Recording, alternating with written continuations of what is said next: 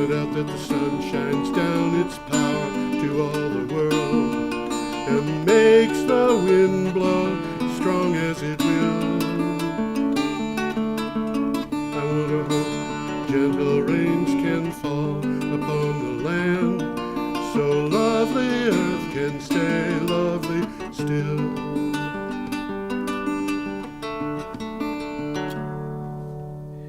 Hello, ladies and gentlemen. This is Energy Week with George Harvey, me, and the amazing Tom Fennell, back from wherever he was last week. Tom looks like a deer in the headlights because he's a deer in the headlights. He's doing the engineering of the show and has to watch the monitors while he's doing it. So he always looks like he's off in space someplace. Every day I get up early. Today I was up at 1:30, but it wasn't because of this. Every day I get up early and I do my thing, which is going to the internet and taking a look at whatever news I can find relating to climate change and energy. And I make a collection of about 10 to 15 articles, usually 15 actually. I don't like going over 15. 15 is an assault on people's minds to begin with because there's just so much information.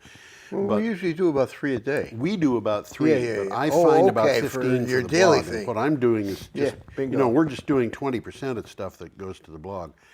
And I do a synopsis and a link to each article and put them up at my blog, GeoHarvey, geoharvey.com.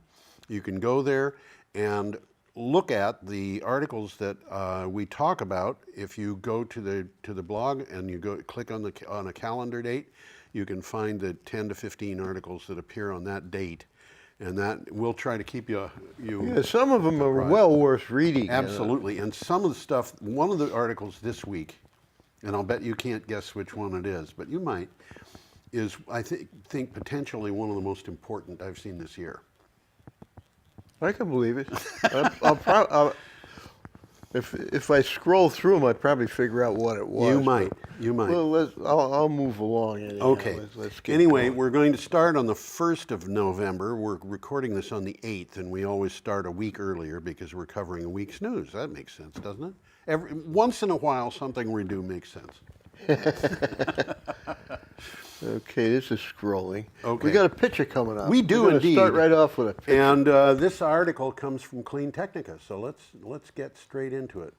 Well, would you believe from looking at that that's an electric airplane? Actually, I would say, yeah, that's an electric airplane because you can see the little Well, jets. you got to look real close. You do. Yeah. But you're if right. you're aware of what electric airplanes about look like, you can tell that it's 8 or 10 electric jets there. Yeah, or this more is than that. not the airplane they're talking about in the article, though. This is an artist's concept. It's an artist's concept, and it's a much bigger aircraft than the one they're talking about. They're talking about something that has 9 passengers.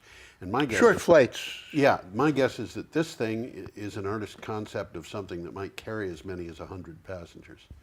Yeah, something like that. Something like that. Anyway, it's from Clean Technica. EasyJet to test 9-passenger electric airplane in 2019. 2019 is not that That's far coming pretty away. quickly, That's yes. pretty quick. Yes. EasyJet, a low-cost airline specializing in short flights in Europe and the UK, is working with U.S. startup Wright Electric to build an electric airplane that it can use to carry passengers. The two companies intend to begin testing a 9-passenger electric airplane in 2019. Who'd have thunk? Well, electric airplane? yeah, I know. No way did I ever think of something like that. Somebody invented the long extension cord. And once they did that, everything changed. I got a couple quick takeaways here. Yeah.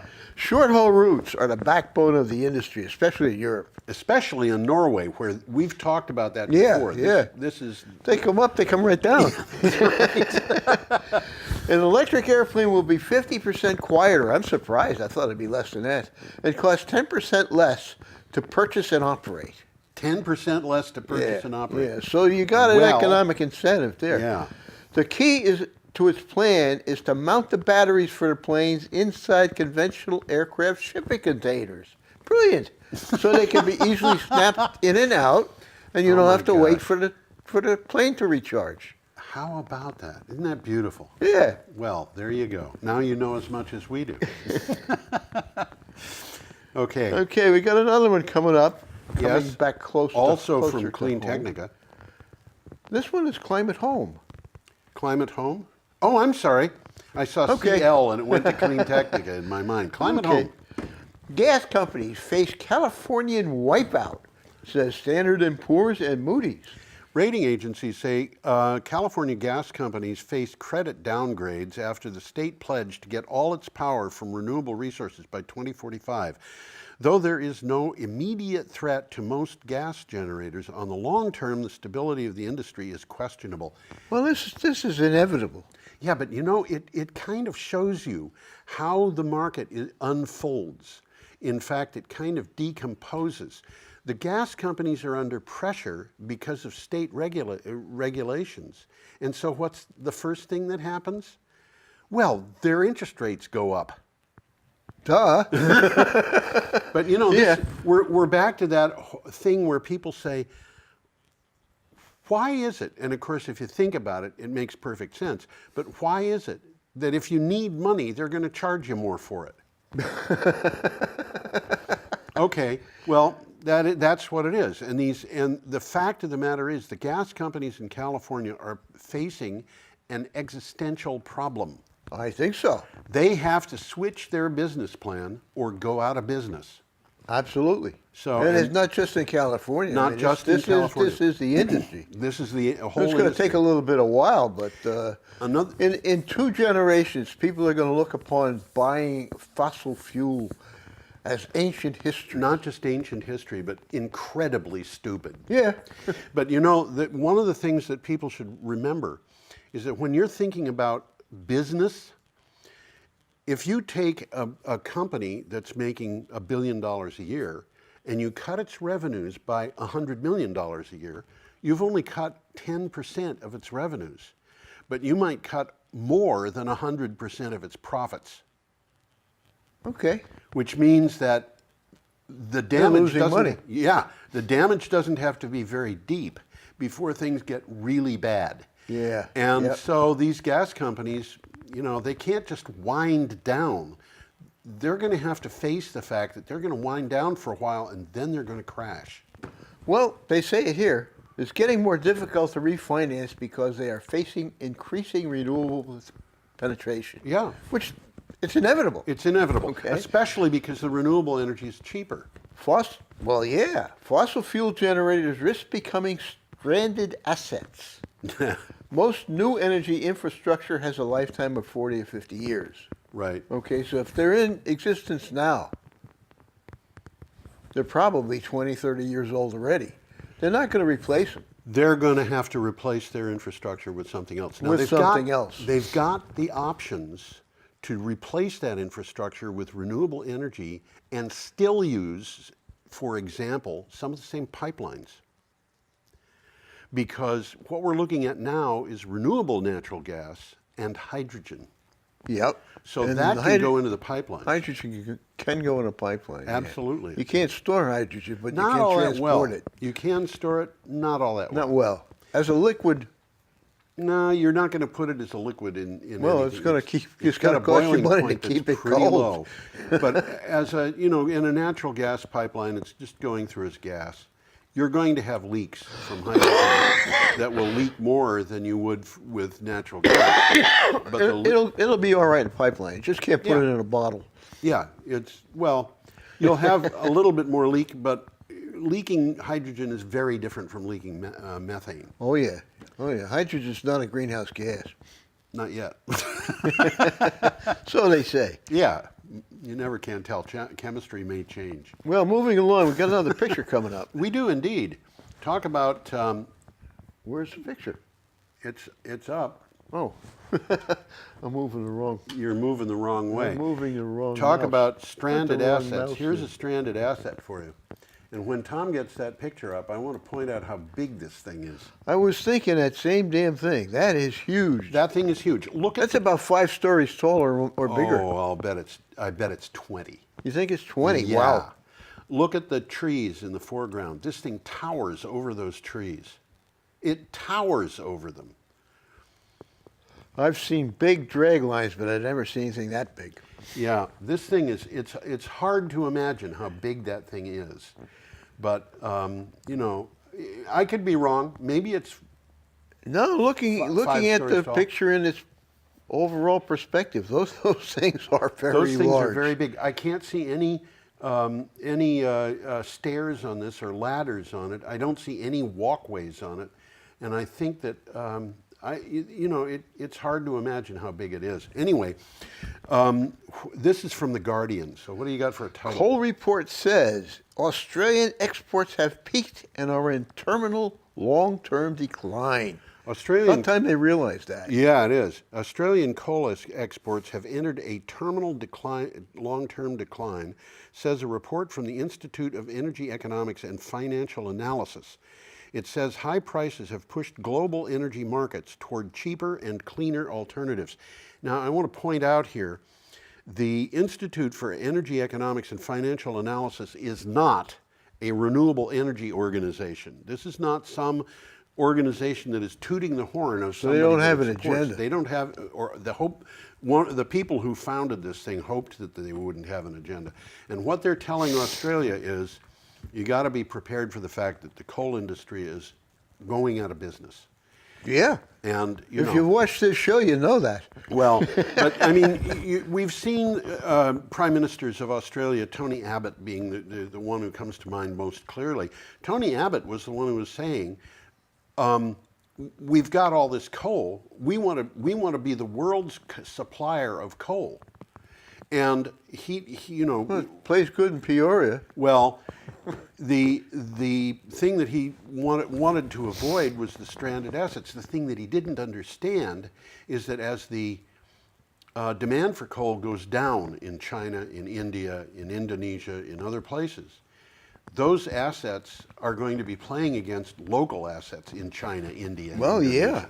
And those countries are going to be buying their own coal instead of importing it from Australia. Well, they're probably not going to be buying as much coal as they had planned. Not as much. Oh, I'll read a quick takeaway. Yeah, here. go ahead. Australia's 4 biggest export markets, which are Japan, South Korea, China, and Taiwan, have scaled back their planned new coal-fired projects.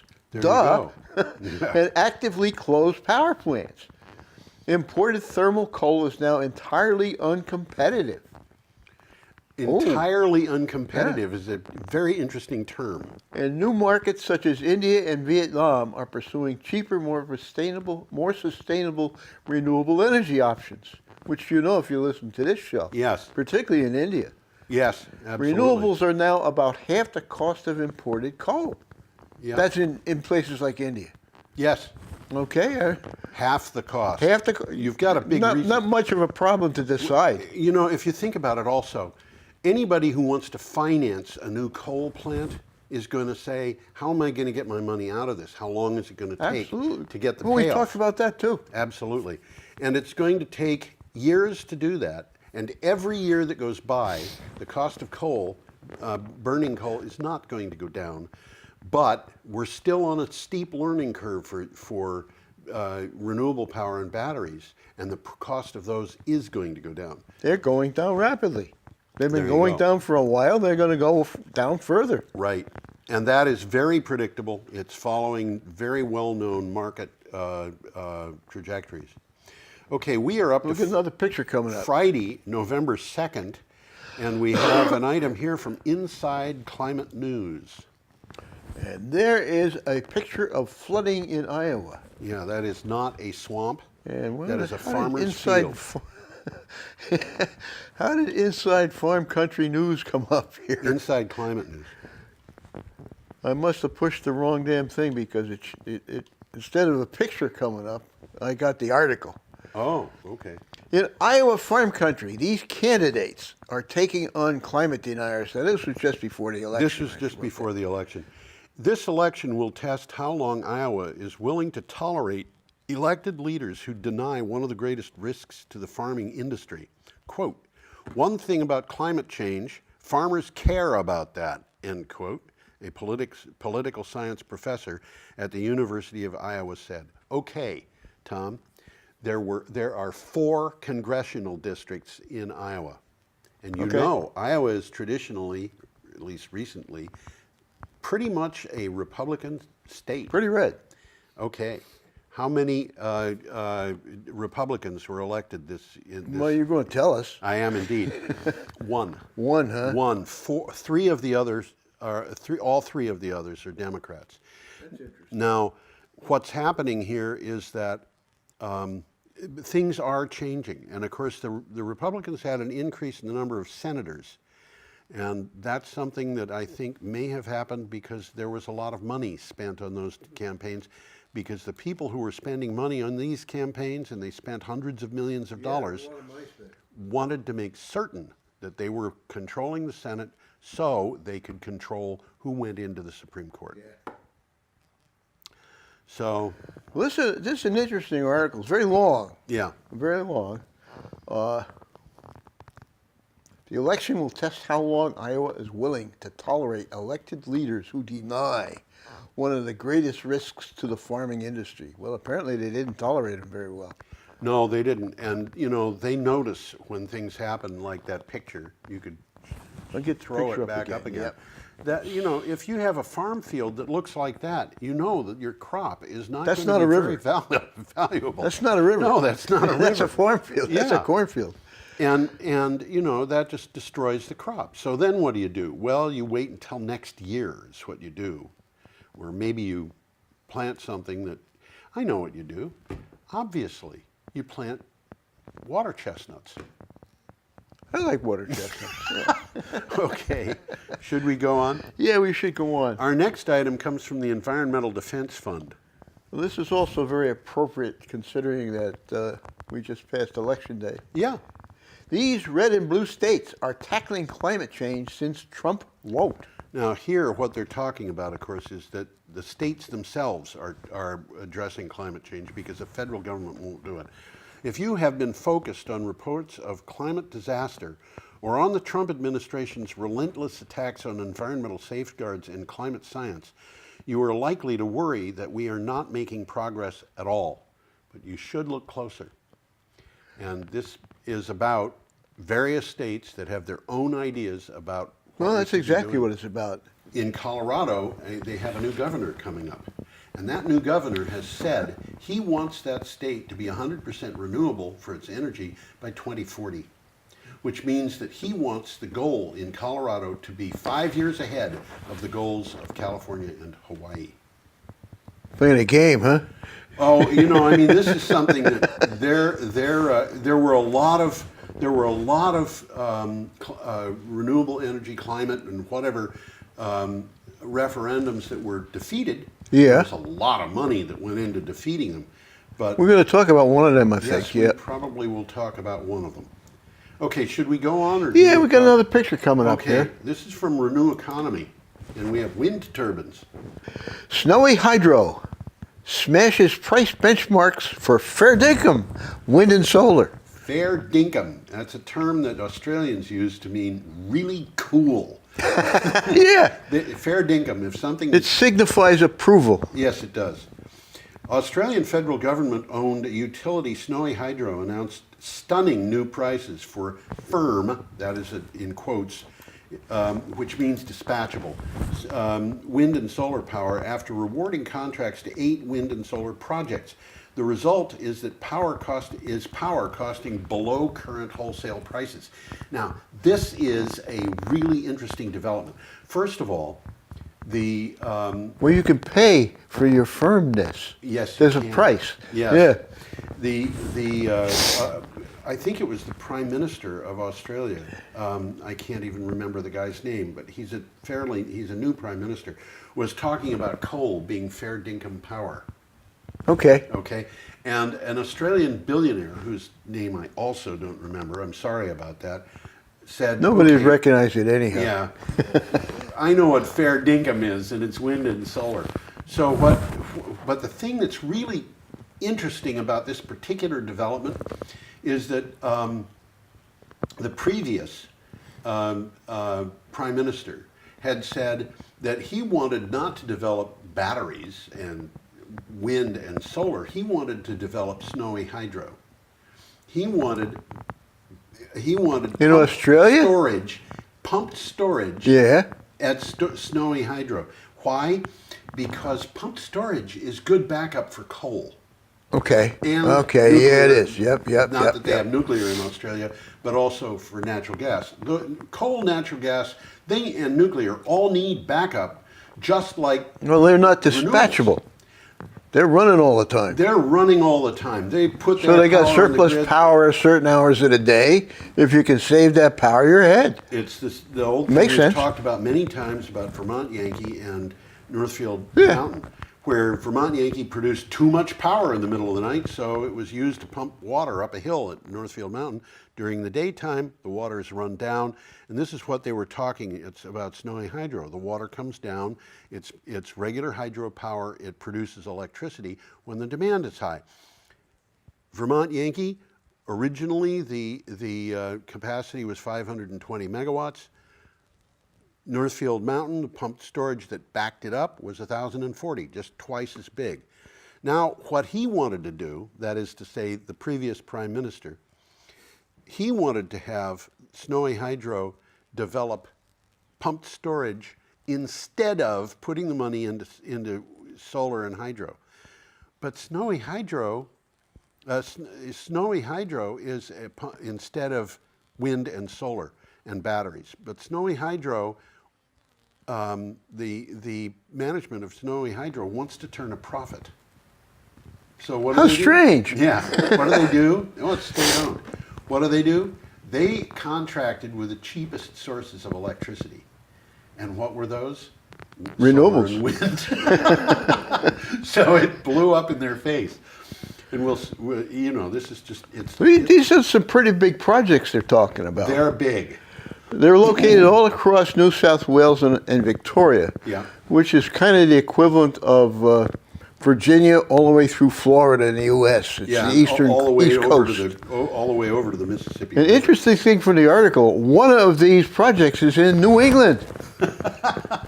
There's a part of New South Wales called New England. Yeah, there is a part of New South Wales called New England. I hit this in the news while I'm doing my news searches often because I find these things that are talking about in New England. And Where the hell is that going and I in? look at this and I say, that's not New England. But it is. It's just New England in a not desert area of Australia, but it's clearly not the green forests that you see around Well, here. with the exception of about 50 miles around the coast, almost all of Australia is a desert. Well, There's a lot of desert in Australia. In the eastern part of the country, It's not so bad. especially in Victoria and New South Wales. There's mountains Yeah. that are about 100 miles in, and those mountains, they're green. Yeah. They are. Yeah. But anyway. Should Well, we we'll go be talking about West Australia a little bit later. Yes. Oh, yeah, well, let's move on. Saturday, November 3rd is where we are, and we have an item here from Quartz. Access to electricity is growing rapidly around the world, except in Africa. For the first time, Kind of, in a way, it's kind of strange and kind of it'll sad. grow in Africa. We've It talked will, about yeah. Africa a lot. For the first time ever, there are fewer than 1 billion people without electricity globally. New data from the International Energy Agency's World Energy Outlook 2018 shows. But most of the 500 million people who have got electric power since 2011 are in Asia. There's a reason for this, and the reason is really understandable, and that is that both China and India put on huge pushes to get electricity into every village. Yes, they did. We talked about the Indians, I know that. Chinese have already achieved that. They achieved that over a year ago. The Indians, I forget what the situation is, but they were either going to achieve it in 2018 or in 2019. And when they say electricity into the villages, they're talking about some homes in the village or some businesses or whatever being hooked up with electricity. It doesn't mean the whole village has got it. And it doesn't mean the kind of electricity we have either. No, it doesn't. It's like recharging your cell phone and maybe watching television. Well, yeah, but if you think the thing about Africa, we've seen over and over again. All of a sudden, you put 100 watts of a solar panel that big of power on a On a thatched roof house, yeah. and you put in a small battery, and that house has got lights that the kids can study under at night. So basically, it's not as bad as this article tends to imply. No, it's not. That But, it's going to grow in a different way. it's going to grow. in a It's not different going way. to have a big net like we have here. And It's going to be very distributed. it's going to be very distributed. And I don't know. I don't remember how many countries there are in Africa. I know for sure I couldn't name them all. No, there's a lot. There's 40 some odd, 50 some odd, something like that. But when you have India and Asia and India and China deciding that they're going to move on a thing like this, you're Well, they gonna can make do it progress. as one entity. Yeah, they can. Here you got 40 entities. That's right. And some of them find it very difficult to move ahead on a thing like this. But they're rapidly taking care of this on their own. They are. Just like you said, thatched roof cottages with solar panels on the roof. That's right. And delivering the solar panels by donkey. Yeah. You know, what you're saying reminds me of my youth. Of what? My youth. You're misspent, you ute. Well, it wasn't, at least it wasn't that part of my youth that was misspent. I lived, as people who watch this show probably, a lot of them know, I lived in England at one time, and my parents had a friend who bought a house, and then he had the roof repaired. And the roof on the house was thatched. And it cost him as much money to thatch the roof as it cost to buy the house. Wow. Okay? You'd think a thatched roof would be cheap. You'd think it would be, and he decided, you know, he said, I could put a different kind of roof up there, but I want a thatched roof. Well, there's something cool about a thatched roof. There's something very nice about a thatched roof, which is that they're very cozy. I believe That's it. good insulation. Yeah, I believe it.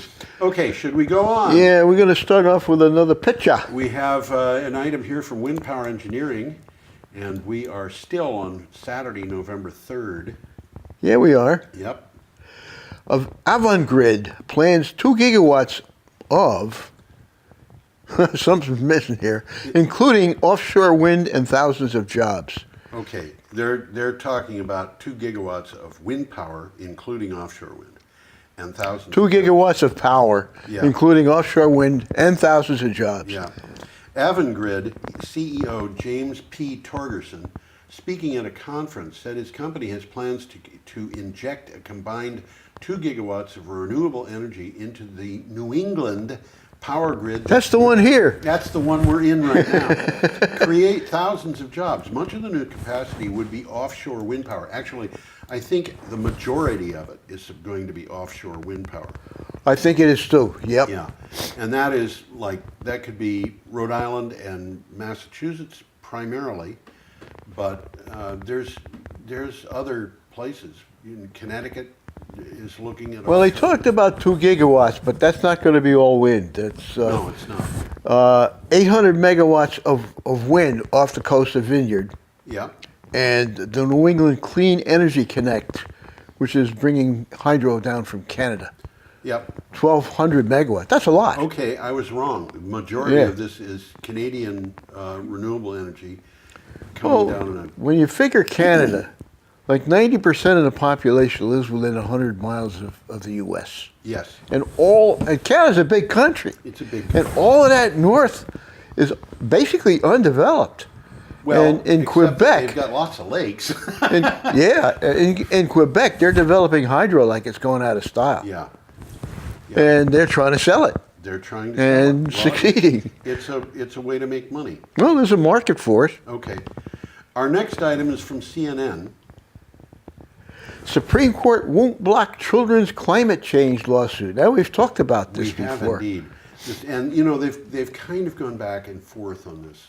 Well, the government doesn't want this to happen No, the at government all. does not want this to happen. The Supreme Court rejected the request by the Trump administration to stop a lawsuit brought by youths who are seeking to hold the government accountable for failing to do enough to fight climate change. The lawsuit could be stopped in a different court or later, however. Now, the Trump administration is saying, wait a minute, this is bad. We need a separation of powers. the actions that we take on climate change should be legislated, not the result Dictated by a court. Dictated by a court. But the fact of the matter is, if you think about that argument, you realize what they're saying is, wait a minute, We're not going to do anything. we shouldn't be sued because we're elected. We should be allowed to do anything we want without any supervision by any court. And if we're going to be, if things are going to be changed, then the people should elect somebody else. And by the way, the people who paid all that money to put us into office are going to continue to pay money to put us into Yep. office. So this, I think, is pretty disingenuous. Well, this is an interesting development. I mean, we've been talking about it for a long time on Yep. this show, and Yep. we're keeping on top of it. So we'll keep you guys on top of Yep. it. Ruth Bader Ginsburg, by the way, Yeah. fell down When? yesterday Oh, no kidding. and broke a couple of ribs. Oh boy. So I don't know how she's 85 years old. Yeah, she's kind of getting there. Yeah, she is. I don't know. Little bitty thing she is. A little bitty thing. That's right. She's a little bitty thing with some strong opinions. Anyway, we are up to Sunday, November 4th. We have a picture, and we have an article from Echo Watch. What do you know? It's a picture of turbines, We can't escape these things. and it's a sunset. This is a really interesting article. I mean, really interesting article. Putting speed bumps in Hurricane Alley. This is an interesting article. It is. New research suggests that massive installations of wind turbines could lessen the deluge when powerful hurricanes bring devastating amounts of rain onto the land. During such recent storms as Harvey and Florence, this could have meant less destruction and fewer deaths. That's interesting. It is. Offshore wind farms absorb kinetic energy from hurricanes. Well, onshore wind farms do too. Yeah, but we're talking about offshore right Yeah, now. that's right. Reducing the effects of wind and storm surge, Yep. just because they're there, doing what they're intended to do. Exactly. And you know, during the hurricane, the wind turbines would be furled if the wind gets too fast, and during a hurricane it's going to be too fast. But even furled, They're working going on to that do- now, too. They're trying to beef them up so they don't have to furl them. At least that's what this They article want was them to saying. go Yeah. faster and faster. You know, I don't know that there may be hurricanes. I'm sorry, there may be turbines that would operate at 73 miles per hour, which is the lowest speed for a Category 1 hurricane. But when you get to the higher categories of hurricanes, I doubt that it's quite possible they'll never develop wind turbines that will be able to deal in those. But all of them are going to slow things down. They're all going to do that. So, And decrease rainfall. and decrease rainfall. Yep, that's right. Let's move along. Okay, we've got an item from REVE. I don't know if that's supposed to be pronounced Reeve or just REVE. Reve. REVE, renewable energy something or other. I bet it is. Yeah. Dominion Energy moving swiftly toward renewable energy goal. In 2000, What is Dominion Energy? Dominion Energy is a big utility in Virginia. Virginia. Okay. In 2015, when Dominion Energy's solar portfolio was just over 1 megawatt, I want to point out the new solar installation that we have on the landfill in Brattleboro is 5 megawatts. So they didn't have very much. This was a tiny, well, it was huge if it was in your backyard. That's but it only was- 2 years ago. Yeah. It had 1 megawatt. It set a goal of 400 megawatts under development in Virginia by 2020. It now has 824 megawatts in operation or under development. It's also adding both onshore and offshore wind power. This is a huge expansion of renewable energy by Dominion. I think they're seeing some dollar signs here. I have a feeling they are. Yeah. Well, the company's solar fleet will nearly quadruple under the company's commitment of 3,000 megawatts of renewable energy by 2022, which isn't too far in the future. This is 3,000 megawatts. We're talking. Sounds like a lot. Well, the thing is, 3,000 megawatts is about 3 gigawatts. 5 times as much capacity as Vermont Yankee had, solar energy is not going to have anywhere near the capacity factor, so it's actually going to produce probably about the same amount of electricity. Yeah, yeah. But that is like putting in a nuclear power plant. And that's just in 3 years. And they're also planning to build two 6-megawatt wind turbines off the coast of Virginia Beach, they which we have will that, talk yes. about again later. We will indeed. Okay, now we are up to this is the Another strangest, picture coming up. This is the strangest. This is the strangest motorboat I've seen in a long time. Doesn't that look like a really weird Outboard motor. outboard Yeah. motor? Well, I was reading into this article, Yeah. and that there is not what they're building or talking about. That's some kind of a measuring instrument for the for the physicists. It's not very big. No, because these things that they're talking about are 20 times the size of that, 30 Yeah. times. They're Yeah. huge. You know. They're big. So tides and technology for future electricity supply. There is hope that new marine renewable technologies can increase Australia's wind power supply by capturing the energy in waves and tides. Wave Swell Energy is working with the Tasmanian scientists at the Australian Maritime College on projects to see this goal developed. Well, it's interesting. I mean, they've got a lot of potential there. Yes, they do. Okay, from the article, it says Australia has some of the largest tides in the world, Yeah, with 40-foot tidal ranges. Now, that's a lot. it is. Well, what's the tide in Brattleboro? 3 or 4 inches or something like that? Tide in Brattleboro? Yeah, the Connecticut River registers well. a certain amount of tide. Does it really? Yeah. I would bet that it would be considerably less than 3. Well, it's about 2 or 3 inches. I would think it would be 2 or 3 tenths. Tasmania has tidal ranges of 10 feet, but the tidal streams through the channels are very strong. Yeah. So now we get two different things. We got the tidal range, which goes up and down, and we got the Back and forth. back and forth And if you underground, think about- underwater rivers. That's right. If you think about, for example, the Bay of Fundy, Bingo. which is shaped as like a big funnel, the water flows in. The tide goes up by what, 60 It's a lot. It's a lot. It's big. Biggest in North America, I Biggest believe. in the world, I think. It might be. And then the water flows out again. So you can capture the rise and fall at the highest places, but you can capture the in and out in the places where that Which is happens. what they're talking about That's here. exactly what they're talking about. And we should point out, a couple of years ago, Tasmania ran into trouble. Tasmania is a big island off the south coast of Australia, and it had a power link that was, my recollection, it was about 500 megawatts. That had a power link that was a submarine long Yeah, it was cable. underwater cable. That's Yep. right, and to the mainland, and the cable broke. Yeah. And they had a drought going on at the time, which meant that they couldn't get the hydropower that they would normally use. So they had to put up diesel generators all over the place. And they did not like that. They didn't like the noise. They didn't like the fumes. They didn't like the cost. So they got the cable repaired. They put in another cable, so they've got backup on that. And they started putting in renewable energy other than hydro as quickly as they could. Now they've got islands that are 100% renewably powered, and they've got parts they've got renewable energy going Throughout the island. throughout the island, because they realize how precarious it is to rely on big generators that Donald Trump would say are what he wants for security.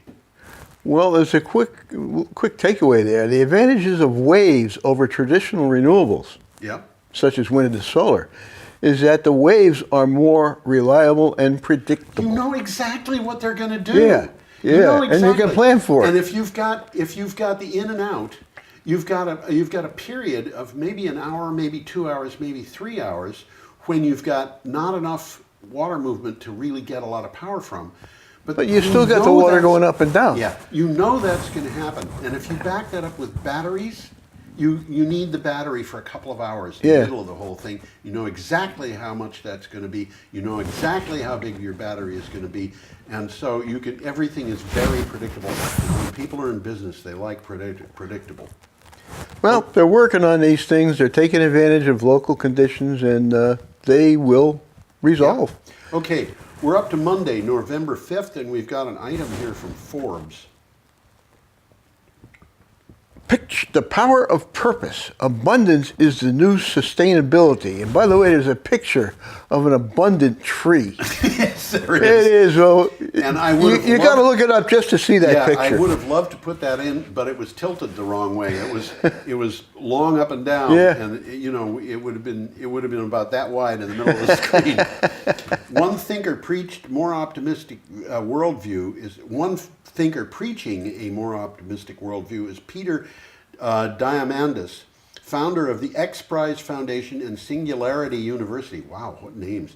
He and Peter Kotler wrote a book, Abundance, The Future is Better Than You Think. This is a good article. It's a long article. If you got the time, read it because this is interesting. It's kind of fun. Absolutely. It should be required reading for every CEO and CMO. And what they're saying in effect is the changes that we're seeing come up are going to make it easier for people to live. And if we adopt that technology, more people can be happy. More people can have That's what he means when he says the state of abundance. Yeah. Okay. Should you have more on that? This came from the article. We Yeah. should start referring to climate change as the climate apocalypse. Yes. To give the issue its proper sense of crisis. Yes. And it is a crisis. It is a crisis. Okay, our next item Another picture coming up is here. from Salon. That is SALON, not CEYLON. I'll take you at your word for it. Solar at sunset. That's the title of the picture. What's the title of the article? National right-wing media outlets bash renewable energy ballot initiative in Arizona. And by the way, my God. They succeeded at this. National right-wing media outlets, the Daily Caller and the Washington Free Beacon, have between them published 24 articles criticizing Proposition 127, a clean energy ballot initiative in Arizona. The initiative calls for 50% renewable electricity by 2030. And you know what, Tom? I'm going to bet, of course, am I going to live till 2030? But I would bet that they will be 50% renewable electricity by 2030, even without this initiative, because the price of electricity. I think you're right. I think they're fighting. They're doing what you shouldn't do into the wind. Yes, that's right. Should we move on? Is there more Let's for that? see. Well, the guy behind this Yes campaign is a billionaire activist named Tom Steyer. Yes. I think he just got elected to something. He sends me emails every Does he? day. Yeah. Did he just get elected to something or what? I don't know. I was here just sort of listening to the radio this morning. I heard that. I think I heard that name. Well, you might have, because he's been in the news a lot. He's been putting money into renewable campaigns. He's putting money into climate change. And he's been spending this money. And now he's not the only person doing that. Bill Gates has been doing it also. But other people who have a lot of money are starting to look at this and say, we've got to save the world. BBC gave us the next one. 10 simple changes to help save the planet. Climate change is real. And we are starting to see some of the ways it is affecting us. It increases the likelihood of flooding in Miami and elsewhere, threatens millions of people living along the Brahmaputra River, and disrupts reproduction of plants and animals. Here are 10 simple things to do. And basically what they're saying is everybody can do one of these 10. At least one. At least one. Probably most people can do what you can because it's important. Yep. Okay, we're up to Tuesday, November 6th, and if you want to find out what those 10 are, go to geoharvey.com and click on November 5th, and you'll look for an article from the BBC. But it's worth reading. It is. It's definitely worth, because you can do some of these things. Absolutely. Now we've got an article from RTO Insider. Canada and New England talk trade, politics, and clean energy. This is a panel discussion, and it's kind of interesting. Energy made up $130 billion of the $750 billion that changed hands last year between Canada and the United States, the largest bilateral trading relationship in the world. On both sides of the border, many question why the Trump administration would risk that relationship with tariffs. Yeah, good question. Why is Donald Trump doing that? I mean, I don't think he even knows. I think he just wants to show that he's got power. I think so, yeah. It's so strange. But definitely an interesting panel The discussion, though. Canadians have been supporting us, and he is slapping tariffs on them anyway. Yeah. Which is like saying, if you support me, I'm going to hurt you anyhow. Okay, should we go on? Yeah, we got another picture coming up here. Do, and you don't have to click because you, now you do. There you go. This is from Renewables Now. And that is an installation of a big wind turbine. That's a 6 megawatt turbine. They're up to 10 now. Yeah, Well, they are. They're taking Almost. orders for 10. They're not delivering them right. yet. And you know, that turbine is probably, to the nacelle, it's probably 30 or 35 stories tall. Well, if It you're might be looking 40 at stories that tall. picture, it's very difficult to get an idea of how large that thing really is. It certainly is. I think if you look at the turbine, you look at the tower, Yeah. you look at the yellow on the bottom, it looks like there's kind of a Ladder? well, there's something going from the ship to it, but Oh, yes, there's a it looks gangway. like there's a little what would you call it? A balcony there. A balcony. that And it has a looks like there small- might be some people there on might that be. balcony. If you look at the right of the ship, you can see that it has it looks like ARSEA or APSEA next to the jack. Yeah. And above that is what I take to be the ship's bridge. And my guess is that bridge might be at least 2 stories tall. Yep. So what we're talking You're looking at something very, very big. You're looking at something very big. It doesn't look all that big. It looks like a rowboat and a thing that's 15 feet tall, but it's not. It's more like a big ship and a tower that up to the peak of the blade of the wind turbine might be 700 feet. You know, That's probably a good this guess. thing is It's up. huge. It's up in that range. Okay, what do you have for a title for the article? Virginia gives nod to 12 megawatt wind demo off Virginia Beach, and this is just experimental, really. Yeah, it is. The State Corporation Commission, Virginia's regulatory agency, approved a 12 megawatt offshore wind demonstration project. Now, the wind farm is being developed by Ørsted AS and Dominion Energy. We're back to Dominion. Its 2 6 megawatt turbines will be about 27 miles off the coast of Virginia Beach, which means you won't be able to see them from land. Right. Or you may be able to see the tops of them if you have binoculars, but this is not something. Well, that's this gonna be this is a trial. It's a trial. They got plans, and if the trial works, they're going to go ahead with the plans. Yes, And the yeah. plans are pretty big. Yes. 2,000 megawatts of turbines. That's not that big. It will it is possible that these will be the next 2 turbines installed in the United States, in which case they would be the 6th and the 7th turbines. That's incredible. installed in this country. Unbelievable. Unbelievable. There are so many turbines installed in the North Sea and the Irish Sea and, you know, all over. And then now they're installing them in Taiwan and China and all over there. And the East Coast continental shelf is ideal. It's ideal. And the United States is like a backward country. It is a In third this world particular case, they are. It is crazy. And you know, I go back to the business of the electric buses. We manufacture about 1% or less of the American electric buses in the world. We're going to be talking about that. It's crazy. Okay, our next item is from BBC. Large hydropower dams, not sustainable in a developing world. Well, they're not sustainable here either. A study says large-scale hydropower projects in Europe and the United States have been disastrous for the environment. The authors fear that the unsustainable nature of these projects has not been recognized in the developing world, where thousands of dams are being built. Now, Tom, you and I have talked about dams in Vermont a lot. Yeah. And the dams that we have Potential talked for about dams up and down the Connecticut River. to be The reservoirs are there already. yeah, the dams are there Yeah. already. It's just a matter of installing the hydro plants. Exactly.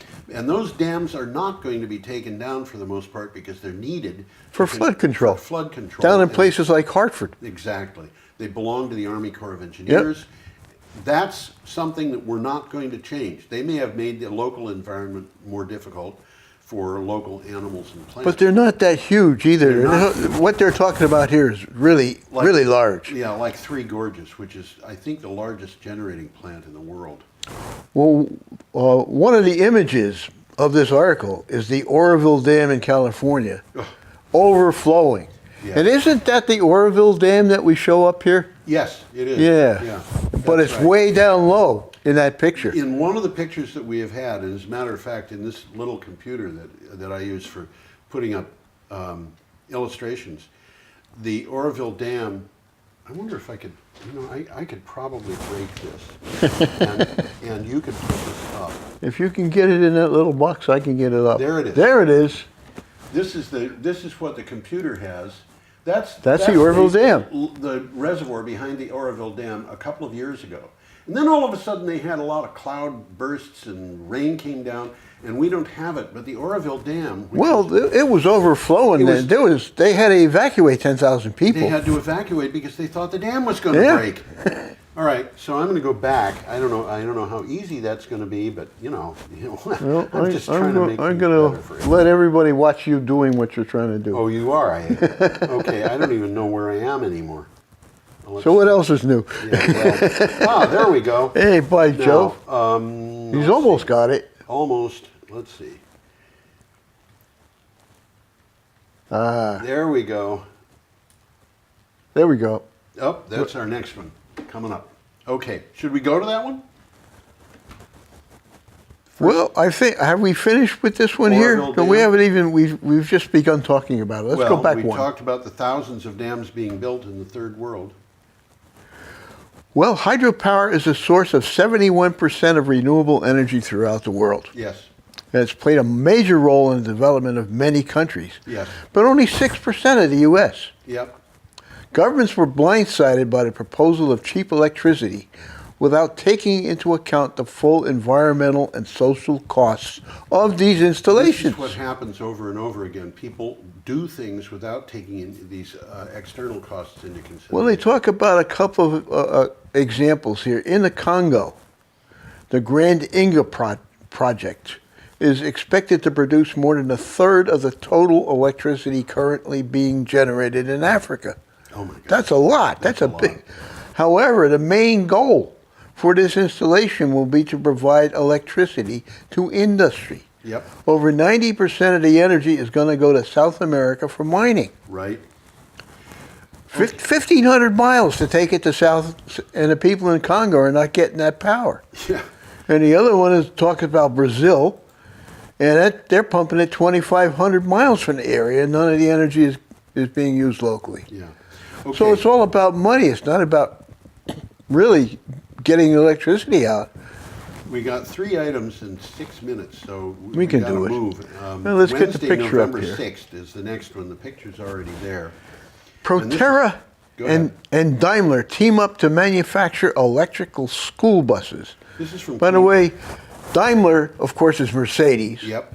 They own Thomas Industries that makes the buses. Yes. And Proterra makes heavy-duty batteries for large vehicles. Proterra is the So biggest- it's a good marriage. Yeah, the Proterra is the biggest electric bus manufacturer in the United States, I think. The 44th Annual National Association for Pupil Transportation Conference. At that conference, Proterra and Daimler introduced the latest Thomas-built safety liner EC2 electric school bus powered by Proterra. Recharging takes about 3 hours using a 60 kilowatt charging system. This is So it fits right into the school. it does. Tom, we've got to move along. All right. Well, We've got 2 items. We've got but I 2 wanna make items sure We left. get to the last one and have time for it. yeah, we can do it. Our next one is from Clean Technica. Western Australia trials Tesla power bank community storage system. Western Australia's state-owned energy retail Synergy and grid operator Western Power are experimenting on a community battery. For $1 a day, families can store any excess electricity from their own PV systems into a common battery for use later on. This is like having community solar, where you have a big solar thing that's in somebody's But it's a common field. battery. It's a common battery. Well, Green Mountain Power is sort of doing the same thing, but in a different way. It's a Yes. distributed battery. Yes. You got it. You got some of it in your garage, and he's got some of it in his That's garage. right. That's We right. have visited one of them. Yeah. Yep. Okay, our last item is from Forbes, and I want to spend a little time This on is a good article. Yes. This is a very good article. Let's get that picture up there. Yep. All right, and leave that picture up so we can talk about it. Scientists reveal strange molecule that can store sun's energy for 18 years. A Swedish research team believes it found a breakthrough for energy storage. A specialized solar thermal fluid can hold the sun's energy for long periods of time and expel that energy on demand when activated by putting it through a catalytic process. Now, This is interesting. this is really interesting. It's bizarre, in fact. What we have here is two organic compounds, and the catalyst is another organic compound. The metals that they have involved in this are, the catalyst has got cobalt in it, but there's nothing really alarming about what's going on in any of this stuff in terms of It's all kind of liquid, isn't it? it's liquids. The thing that's interesting here is these two compounds are identical in terms of their simplified chemical formulas, which means that you're just changing the shape of a molecule. You're not adding That's a any good way of atoms describing to it, yep. You're not taking any away. You're just changing the shape. You're rearranging. There's no emissions. Yeah. There's no requirement for anything going in. And what's happening here is you've got these two compounds, and one of them, which has the higher energy state, which means you can draw heat out of it, Okay. is actually more stable than the other. Okay. So when you heat it So it up, sits there for 18 years if you're not using it. and the one that's not as stable, well, it'll start decomposing when it gets up to about 300 degrees, but it's not going to get that hot. And what you do is you put this thing through a solar thermal collector. Well, it's really not thermal though. It's light, not heat. Yeah, But yeah, it's sort of like a solar thermal collector, but the pipes are glass. yeah. And what the light does is it makes the shape of that molecule change, and it's a very minor change. And then you can store it for basically as long as you want, and then you can put it into the house so you can heat the house. Well, Or you can run a turbine with it. you could do that, but just think about this for a minute.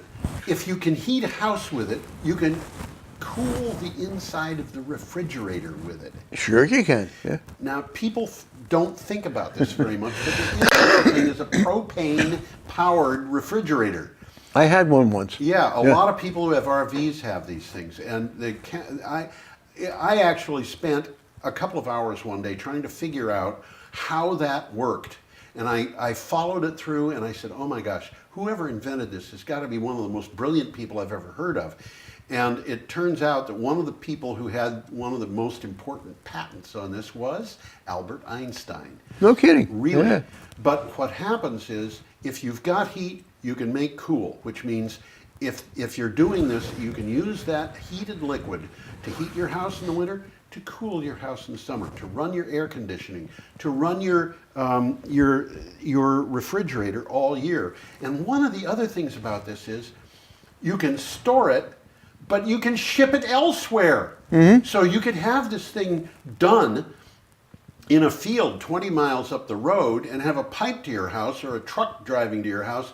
And So it's just a liquid. it's just a liquid. Yeah. And so you can use solar power, thermal, which is very efficient, and you can use that to heat and cool your house. You can use it for other things, and what they're working on now is getting to the point where, yes, you can run a turbine with it. Yes, you can run certainly you could run a Stirling engine with it. You can run a Stirling engine on a difference of about 1 degree. But, these are things that you can do, and we can move on this.